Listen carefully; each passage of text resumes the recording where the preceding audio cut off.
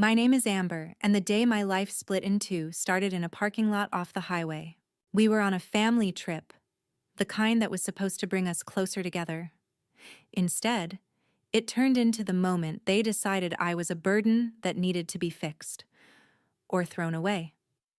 I still remember standing there with my backpack half unzipped, watching the car idling in front of me while my mom lectured me about being irresponsible because I forgot my wallet in the motel room. "You always expect everyone else to clean up your mess," she snapped, hand clenched around the car keys. "Maybe if we leave you here for a while, you'll finally grow up." I thought she was bluffing. I laughed it off, tried to apologize, tried to explain I was just tired. The engine revved. The door slammed. My last glimpse was her eyes, cold and determined, and my family looking anywhere but at me. Then the car actually pulled away. I stood there, on the edge of the parking lot, dust and exhaust blowing into my face as the taillights got smaller and smaller. People walked past me, bags in hand, laughing, arguing, living regular lives. I was just left, on purpose. In that moment, something inside me shifted. I could call. I could beg. I could wait for them to come back and pretend this was just a joke gone too far. Or I could decide that if they drove away from me that day, they would never again be the people I ran back to. What would you do if the people who were supposed to protect you used abandonment as a lesson? If you want to know how that one lesson ended up costing my family their reputation, their home, and everything they thought they controlled, stick around until the end of this story and subscribe so you don't miss what really happened 8 years later. I didn't cry right away. I just stared at the empty stretch of road where the car had disappeared and waited for the sound of an engine coming back. A minute passed, then 5, then 10. My phone buzzed once in my pocket. A single text. "Figure it out. That's how you learn." No. "We'll be back later." No. "We love you." Nothing. That was when my hand started shaking. The kind of tremor that begins in your chest and leaks into your fingers, like your body has finally understood you're on your own. I sat down on the curb with my backpack and did the only thing I could think of. I opened the Maps app and searched for the nearest bus station. If they wanted me to figure it out, fine. I would. Just not in the way they expected. The bus station was a 40-minute walk along a side road. The sky was painfully bright, and the heat pressed against my shoulders as I walked. I replayed everything in my head. The lectures, the constant comparisons, the way I was always the difficult one. Maybe this was never about responsibility. Maybe it was about control. By the time I reached the bus station, my feet hurt and my throat burned, but my decision was clear. I bought a one-way ticket back toward the city instead of home. If they could choose not to come back for me, I could choose not to go back to them. The city felt loud and anonymous when I arrived. I had a bit of cash, my phone, and whatever was in my backpack. That was it. The first night, I found the cheapest room I could in a rundown motel that smelled like bleach and old cigarettes. I lay there staring at the ceiling, the air conditioner rattling above me, and tried to breathe through the panic clawing at my ribs. I knew I had to find work fast.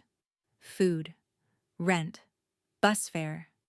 None of it would wait for my feelings to catch up. The next morning, I walked the streets, scanning windows for help wanted signs. My legs ached, but I kept moving, passing clothing stores, nail salons, kiosks, anything that looked like it might give me a shot. That's when I saw it. A small coffee shop tucked between a dry cleaner and a bookstore, with a handwritten sign taped to the window. Part-time barista needed. No experience required.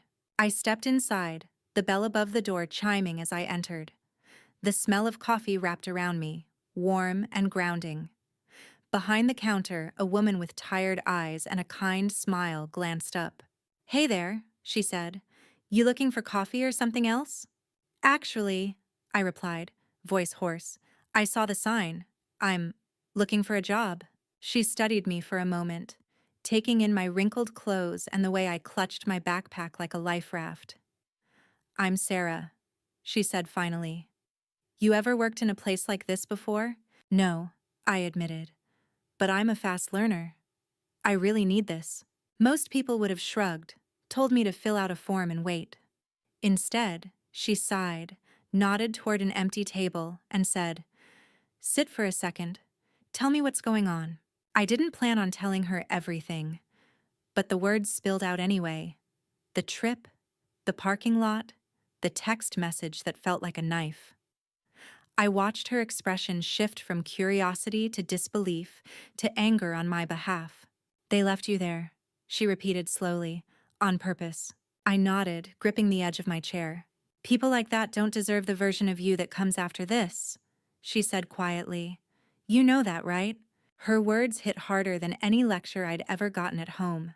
Someone who had just met me, who owed me nothing, was already treating me with more basic care than my own family. "Okay," she continued, standing up. "You can start today. It'll be part-time at first, but if you show up and work hard, I'll see what I can do.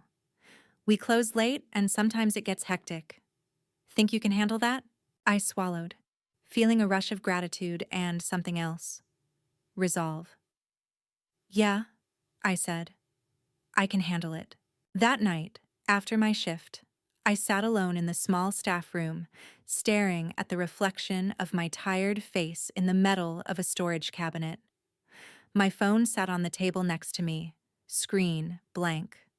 No calls, no missed messages, no apologies. I opened a new note and typed a single sentence. Day 1 of my life without them. Working at the coffee shop became my anchor. The hiss of the espresso machine, the clatter of cups, the endless stream of orders. It gave my brain just enough noise to drown out the quiet parts that still missed them. Sarah showed me everything, from how to steam milk without burning it to the regular customers' complicated orders. She didn't ask for perfection, she asked for effort. And I gave her everything I had. I crashed every night in a cramped room I rented from a woman who didn't care who I was as long as I paid on time. I ate staff meals, instant noodles, and whatever was on sale at the grocery store. It wasn't glamorous, but it was mine. Nobody could take it away on a whim. One slow afternoon, a woman came in wearing a jacket that caught my eye. It wasn't expensive, but it was clever, patched, altered, made unique. I couldn't stop glancing at it as I took her order. "You like it?" she asked. "It's interesting," I said.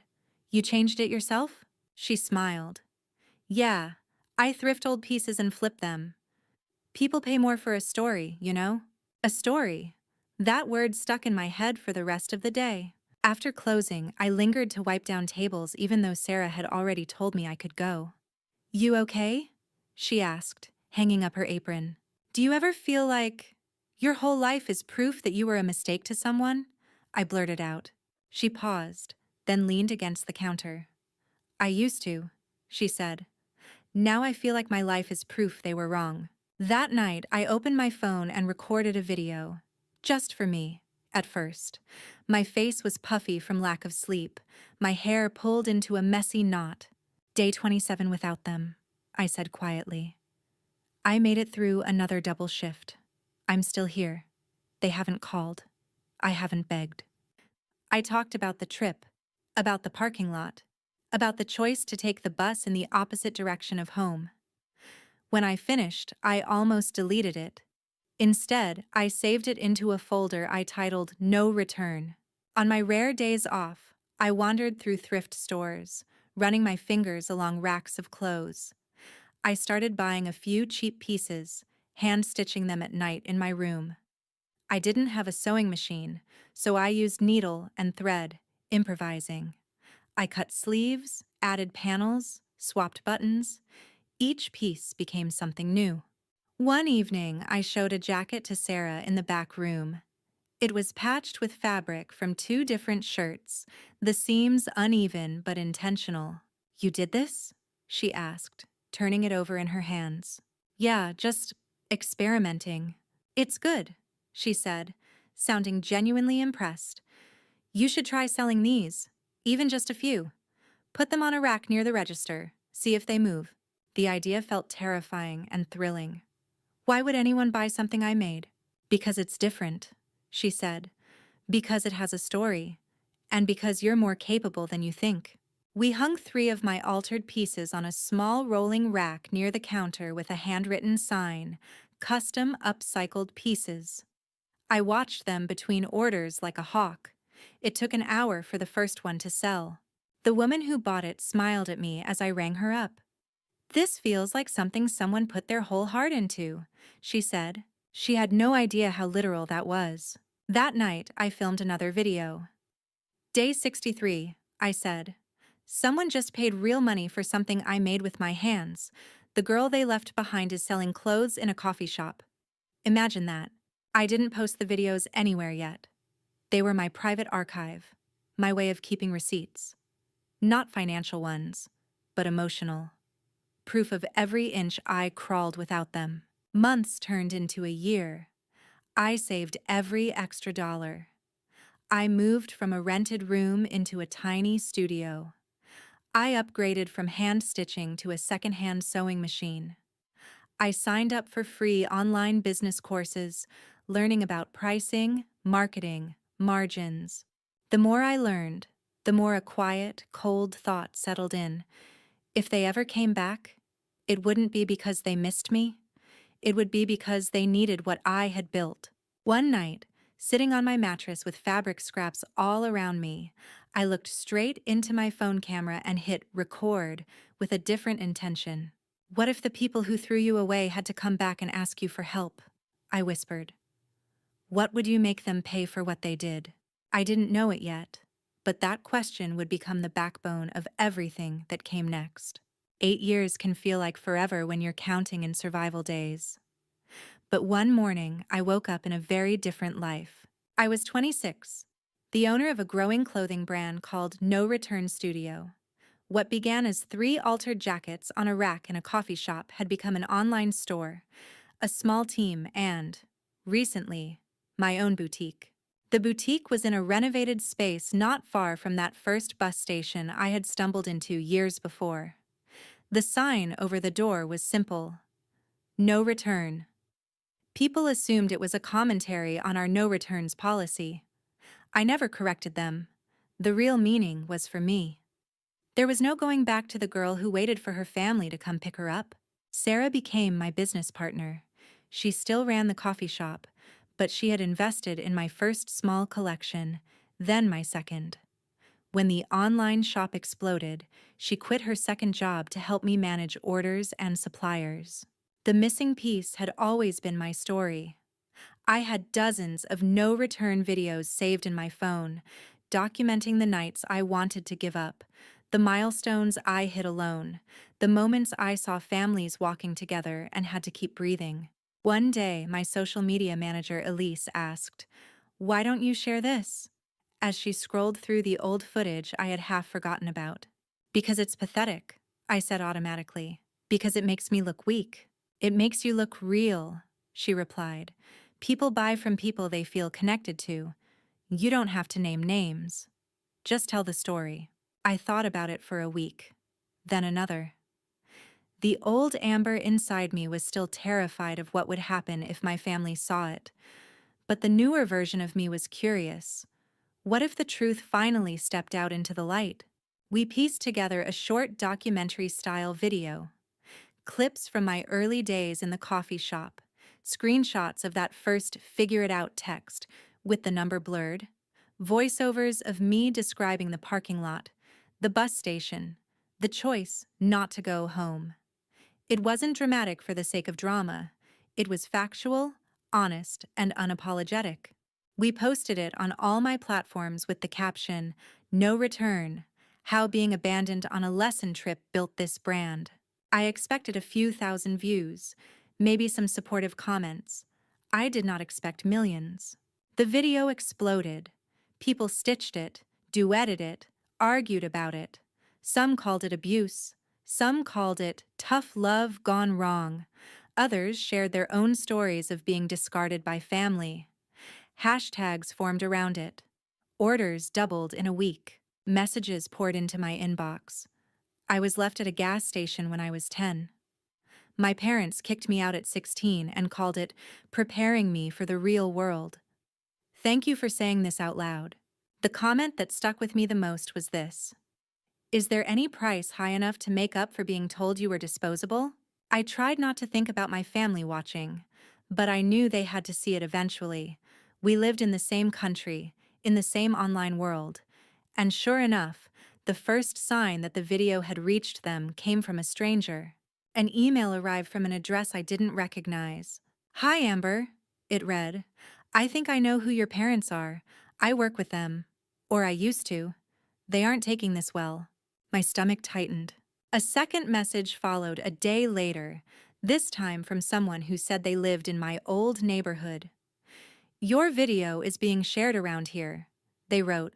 "People are talking." I didn't respond. I didn't ask for details. But I understood the implication. The story they had always controlled, the one where I was dramatic, ungrateful, difficult, was collapsing in public. Weeks later, another email arrived. This time, the sender's name punched the air from my lungs. Subject: "We need to talk." "Amber, it's Mom." For the first time in 8 years, the word mom in my inbox wasn't connected to a memory. It was attached to a real breathing person who had finally reached out. She wrote about how shocked she was to see my video, how hurt she felt that I would share family matters with strangers, how the story was one-sided and taken out of context. But the paragraph that gave everything away was this: "Your video is affecting our lives. My job is at risk. People at church are asking questions. Your brother is furious. This has gone too far. We need to meet and sort this out before things get worse." There it was. Not, "We're sorry." Not, "We had no right to do that to you." Just, "This is affecting us." For 8 years, I had built my life from ashes. Now, for the first time, I could see the smoke reaching back into theirs. I agreed to meet them, but on my terms. No surprise visits, no showing up at my workplace. I chose a neutral place, a quiet private room above a mid-range restaurant in the city, the kind of place where the walls were thin enough that people downstairs could hear if voices were raised. I wanted witnesses, even if they didn't know the story. I arrived early and sat with my back to the wall facing the door. It was a small, petty comfort, but I wanted to see them before they saw me. They walked in together, like they always did. My mother in a neat blouse and cardigan, my father in a too-tight button-down, my brother a step behind, hands shoved into his pockets. Time had added lines to their faces, but the expressions were familiar. My mother's tense, my father's guarded, my brother's irritated. "Amber," my mother said, forcing a smile, "you look different." "I am different," I replied. "Sit." They sat. No one touched the menus. "So," my father began, clearing his throat, "you've done well for yourself. We've seen your business." "It's not a business," my brother muttered. "It's a circus. You put everything online and now everyone thinks we're monsters." I met his eyes. "Did I make up anything in that video?" He looked away. "That's not the point." "It's exactly the point," I said. "I told the truth. You don't get to be angry that people believe it." My mother's hands twisted in her lap. "Amber, you know it wasn't meant to hurt you. We thought that trip would finally snap you out of your laziness. We gave you everything. And you still—" "Everything?" I interrupted. "You abandoned me in a parking lot hours away from home and told me to figure it out. You never called. You never came back. You didn't file a missing person report. You didn't check if I was alive. That's not a lesson. That's abandonment. Silence. The kind that makes people in the next room stop talking for a second." My mother opened her mouth, then closed it again. My father stared at his hands. Finally, he spoke. "We're not here to argue about the past," he said. "We're here because things have gotten complicated." There it was, the real reason. "What kind of complicated?" I asked. my voice flattening. He hesitated. My brother exhaled sharply. "They're in trouble," he said. "Financial trouble. The video didn't help." My mother flinched. "We had already been struggling, Amber. Your father's company downsized. We refinanced the house to cover debts. And now, after your video, people talk. Jobs disappear. Clients don't call back. We're close to losing the house." I watched her talk, and something strange happened. I didn't feel pity. I felt distance, like I was watching a scene I'd already written. "You dragged me here to fix your financial mess," I said slowly. "We thought maybe you could help," my father admitted. "Just until we're back on our feet." "Because I'm successful now," I said. "Because the girl you left on the side of the road figured it out, and now you want in." My mother's eyes filled with tears. "We are your family." "For 8 years," I replied. "You weren't." I took a deep breath and leaned forward, folding my hands on the table. "I'm going to be very clear. I am not your safety net. I do not owe you a bailout for choices you made without me. You chose your version of responsibility the day you left me there. These are the consequences." My brother scoffed. "So that's it? You get rich off telling everyone what terrible parents they are and leave them to drown?" "Careful," I said quietly. "You're the one who brought up drowning. I remember exactly what it feels like." For a moment, I considered offering something. Money, advice, a connection. Then I remembered sitting on that curb at 18, reading a text that told me to figure it out alone. "I figured it out," I said. "Now you can too." I stood up. My mother reached across the table, fingers brushing my sleeve. "Amber, please. We're going to lose everything." I pulled my arm back gently. "No," I said. "You already lost the one thing you thought you'd always have, a daughter who would keep forgiving you no matter what." As I walked down the stairs and out into the street, my phone buzzed again. A notification from my channel. Another 100,000 views on the no return video. Comments flooded in, people arguing about whether I was right to cut them off. For a while, I thought that was the end. They had asked for help, I had refused, and life moved on. Orders kept coming in. We launched a new collection inspired by patched roadmaps and motel signs. An inside joke I didn't explain to anyone. Interviews rolled in, not just about the clothes, but about my story. Podcasters, bloggers, small documentary channels reached out. I agreed to a few, but I set boundaries. No names, no locations, no identifying details. The story was mine, not theirs. Or at least that's what I told myself. Then, one night, long after I should have been asleep, an email landed in my inbox. The subject line was simple. "Please read." It was from my mother. "Amber," it began, "I know you don't owe us anything. I know we hurt you in ways we can never undo, but I am begging you to understand how desperate things have become." She described late mortgage payments, creditors calling, my father's health taking a turn from stress. She wrote about social whispers, people avoiding them at community events, the way neighbors had started treating them like a cautionary tale. "You have told your story to the world," she wrote. "I can't say you're wrong, but that story has destroyed our lives. I lost a promotion. Your father's company is distancing itself from us because of public image. We are drowning, and I am asking you, not as your mother who failed you, but as a human being, will you help us?" For the first time, there was no denial. No, "You misunderstood." No, "You're being dramatic." Just, "We failed you." I read the email 3 times. Then I forwarded it to my lawyer. Yes, I had a lawyer. When your story goes viral and people start suggesting book deals and brand partnerships, you learn to protect yourself. I had already talked to him lightly about my past, more in terms of liability and defamation than anything personal. I called him the next morning. "Hypothetically," I said, "what happens if parents abandon their adult child in a way that could have ended badly?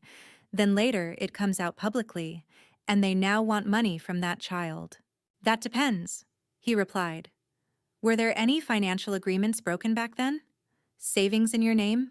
Inheritance taken? Educational funds used without your consent? I hesitated, then remembered. My grandparents had left a small education fund when I was younger. I had overheard once that it was used up by the time I finished high school. No explanation, no college money. I think there was, I said slowly, an education fund. In my name. It disappeared. Find whatever paperwork you can, he told me. If they misused funds intended for you, we might have leverage. Not necessarily for jail time, but for negotiation.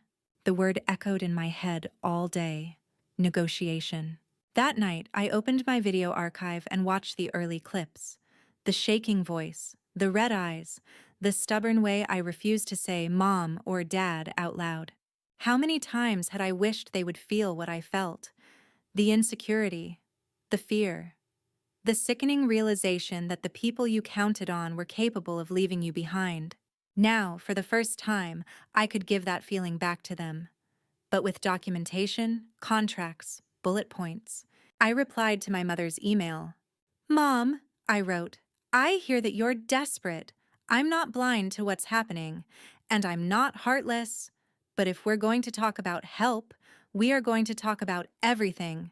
That includes what happened to the education fund Grandma and Grandpa left in my name. I have already spoken to a lawyer. I paused, then added, Hey, if we meet again, it will be with legal representation present, and it will be on the record. If you truly want to make things right, not just for your finances, but for what you did to me, you will agree to that. If you're only looking for money without accountability, don't reply. I sat there staring at the blinking cursor. Was I really sharing this with a woman who had once forgotten I existed long enough to drive away? I hit send. Her response came faster than I expected. We will come, she wrote. We will talk. If we have to sign something, we will. Just please, don't let us lose everything. We met at my lawyer's office. No restaurant, no sentimental location. Just a conference room with glass walls, a long table, and a stack of documents waiting at one end. I arrived with my lawyer, Mark, and my business partner, Sarah, who insisted on coming as moral support. She had been there when I was nothing but a shaking 18-year-old with a coffee-stained apron and a backpack full of fear. She had earned the right to see how this chapter ended. My family walked in looking smaller than I remembered. My father's shoulders were hunched, my mother's eyes ringed with exhaustion, my brother's bravado dulled. Thank you for meeting with us, my father said quietly. No eye contact this time. Mark nodded. Let's get started. He slid a folder across the table. Amber has gathered evidence that an education fund left in her name by her grandparents was used to pay for family expenses without her consent. The amount, adjusted for interest, is here. She is within her rights to pursue legal action. My mother's face went pale as she read. We used it for bills, she whispered. You thought she'd never be in a position to challenge you, Mark said evenly. You didn't disclose it. You didn't ask permission. That's not thinking. That's taking. My brother shifted angrily. So what? She sues us and ruins us completely? Isn't she doing enough damage already? Sarah spoke for the first time. Amber didn't ruin you, she said calmly. You did that yourselves when you left her, and then buried the evidence. My mother blinked hard, a tear escaping despite her effort to hold it back. What do you want from us? She asked, turning to me. Just say it. If it's money, say it. If it's an apology, I'm giving it. I am sorry. I am so sorry. I believed her. For the first time, I believed she meant it. But I had spent too many years holding myself together with apologies I gave myself in the dark. I needed more than words. I want 3 things, I said, none of which you're going to like. They waited. First, I continued, you sign over the house to me. Full ownership. The mortgage debt will be refinanced under my company. I'll handle it. You will move into a smaller place you can afford. You don't get to cling to a house that was partly paid for with money that was meant for my future. My father stared at me like I'd slapped him. That house is our life, he said hoarsely. So was that fund, I replied. You took it without asking. I'm taking the house with a contract. My mother opened her mouth, closed it, then nodded shakily. What else? Second, I said, you sign this statement. I slid another document forward. In it, you acknowledge what you did on that trip 8 years ago. You state that you left me intentionally, that no one forced you, that it wasn't an emergency or a miscommunication. You admit it was wrong. This will be kept on file with my lawyer. If you ever try to challenge my story publicly again, we release it. My brother swore under his breath. You're blackmailing us. No, Mark cut in. She is protecting herself from defamation. The statement is voluntary. You can refuse and go to court. You might prefer that. My brother went silent. My mother's hand shook as she picked up the paper. I watched her eyes move across the lines, watched her relive that day in every sentence she read. You want us to put this in writing? She asked, voice breaking. Yes, I said. You taught me responsibility, remember? This is accountability. Written down. What's the third thing? My father asked quietly. I took a breath. This was the one that would really cost them. Third, I said, you sit down with me on camera. One time. We record a conversation where you tell the truth. I won't name you publicly. Your faces can be blurred, your voices distorted if you want. But you will say, out loud, that what you did was wrong, that it wasn't my fault, that no child deserves that. I won't post it unless you approve it, but the recording will exist, and you don't get to twist the story later. My mother stared at me like she was seeing me for the first time. You really built all this from that day, she whispered. From what we did. No, I said. I built this in spite of what you did, but the story is part of it, and I'm done letting you pretend otherwise. They looked at each other, communicating silently the way parents do when there's no good option left. Then my father nodded. We'll sign, he said. We'll do the video. Just help us keep a roof over our heads. We went through the documents line by line. They signed the deed transfer, hands trembling. They signed the statement of abandonment, tears slipping onto the page. Mark notarized everything, his expression neutral, professional. When it was time for the video, we moved to a smaller room with a camera set up on a tripod. Sarah sat in the back, silent, her eyes never leaving me. We started recording. I introduced myself, my brand, a sanitized version of the story. Then I turned to them. What happened 8 years ago? I asked. My mother swallowed. We were frustrated, she said slowly. We thought you were irresponsible. We decided to leave you at that place and make you figure it out. We didn't go back. We didn't check if you were safe. We didn't call. It was wrong. It was cruel. You didn't deserve it. Hearing it aloud, recorded, was like someone lifting a weight I didn't realize I still carried. What would you say to someone who thinks that kind of lesson is okay? I asked. She looked straight at the lens. Don't do it, she said. You will lose more than you think. You might lose your child forever. We finished the recording. I asked if they wanted anything blurred or cut. They said no. Maybe because they were tired of running. Maybe because they were afraid of what would happen if they tried. When it was over, they stood awkwardly, unsure whether to hug me or leave. My mother stepped forward, then stopped herself. I don't know if you'll ever forgive us, she said. But I hope. Someday. I don't know either, I replied honestly. But I do know this. For the first time, I'm not the only one paying for what happened. And that matters. They left the office with fewer assets than they'd had that morning and more weight on their conscience than any mortgage statement could ever represent. A month later, I took possession of the house. It felt strange walking through rooms I hadn't seen in almost a decade, now legally mine. Their photos were gone. The furniture had been sold. The walls echoed. I didn't move in. I turned it into something else. We renovated the downstairs into a small studio and workspace for no return, and the upstairs into a transitional living space for young adults who'd been kicked out or abandoned by their families. I partnered with a local nonprofit and funded the program myself. Every key we handed to a new resident felt like a brick, laid in the bridge between my past and someone else's future. The video we recorded stayed private for a while. Then, with their written consent, we released a heavily edited version as part of a longer documentary about generational harm and accountability.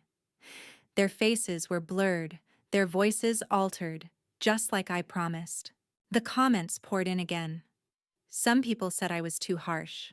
Others said I was too gentle.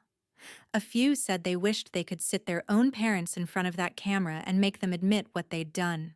At night, sometimes, I still think about that parking lot, about the sound of the engine, the way my heart dropped when I realized they were really leaving. But now, when I replay it, the scene doesn't end there.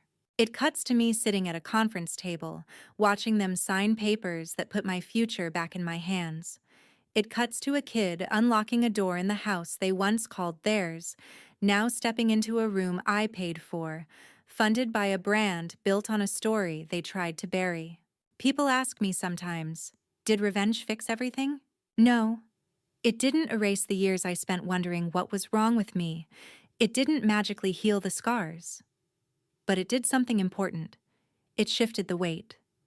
The consequences finally landed where they belonged, and maybe that's what real responsibility looks like. Not the kind they tried to teach me by abandoning me, but the kind I learned by surviving them. So let me ask you this.